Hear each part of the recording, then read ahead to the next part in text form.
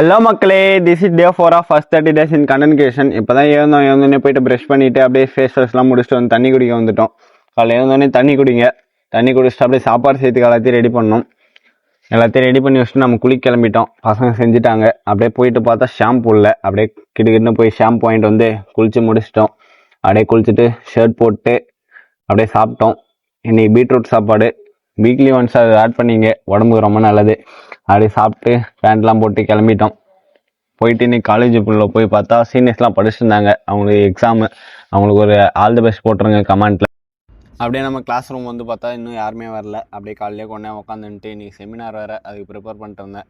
அப்படியே மேம் வந்து செமினார் எடுக்க சொன்னாங்க. அது எடுக்கிற பேரில் போய் சும்மா நின்றுட்டு வந்துட்டோம். அப்படியே வந்து சாப்பிட்டு வெளில வந்து பார்த்தா நம்ம காலேஜில் இன்றைக்கி ஸ்போர்ட்ஸ் ஈவெண்ட்டு, அதுக்கு எல்லாத்தையும் ரெடி பண்ணிகிட்டு இருந்தாங்க.